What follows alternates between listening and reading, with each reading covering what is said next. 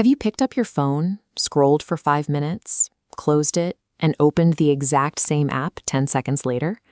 We often dismiss this as a personal failure of discipline or a simple bad habit. This looping behavior is the calculated result of a technological trap, engineered by thousands of designers to bypass your natural biological defenses. Understanding how your nervous system was hacked is the mandatory first step to taking back control of your attention.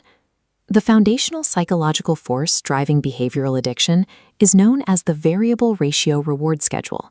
Think of a slot machine. If pulling the lever resulted in winning exactly $1 every single time, the predictability would make you lose interest almost immediately. This graph illustrates the power of unpredictability. Notice how the user inputs remain consistent, but the rewards are erratic spikes. This inconsistency creates a massive hit of dopamine, not when you win, but during the period of anticipation before the result is revealed. Social media platforms use this exact pattern.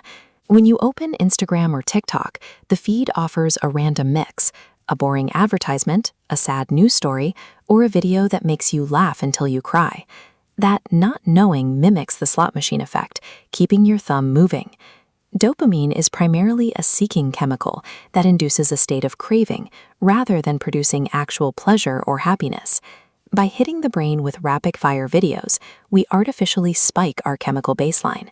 When the scrolling stops, we enter a dopamine deficit, a state where the normal, slow pace of the real world feels unbearably dull and anxiety-inducing.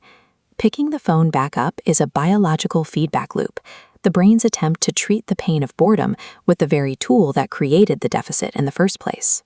This trap is supported by ancient evolutionary biology designed for physical survival. Deep in the brain, the amygdala functions to prevent isolation from the tribe. For our ancestors, being cast out was a death sentence, so the brain developed intense mechanisms to monitor social standing. Modern digital behaviors, like posting a photo and waiting for likes, are interpreted by the brain as a critical check for tribal acceptance.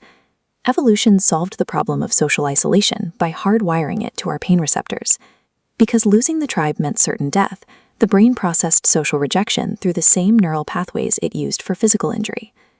Today, a lack of digital validation triggers that ancient hardware, creating a sensation of social pain identical to the distress of a physical blow to the stomach. Constant phone checking is a primal survival check, a way for the ancient brain to confirm it is still safe and recognized by the group. These unpredictable intervals of validation act as the glue that keeps the user biologically attached to the screen, driven by an evolutionary fear of being forgotten. Individual willpower is rarely enough to win a fight against a multi-billion-dollar industry, employing thousands of experts to intentionally hijack these specific neural pathways. This asymmetrical warfare is actively destroying our capacity for deep work. We are losing the ability to focus because we were mathematically designed to lose this battle. Quitting social media cold turkey is an ineffective strategy that rarely sticks. A more effective patch for this biological vulnerability is a strict, non-negotiable rule: avoid touching your phone for the first hour after waking up. This chart shows dopamine receptor availability over a 24-hour period.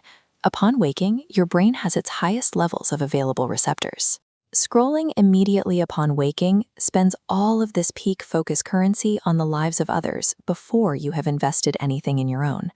Delaying that first hit by drinking water or simply looking outside allows the brain to ground itself in the real world.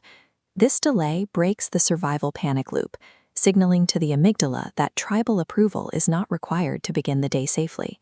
The smartphone screen is merely a tool. The true addiction is to the feeling of psychological escape the platform provides. Stop escaping and start living. Confront the numbers by sharing your current screen time in the comments below. I'll see you in the next one.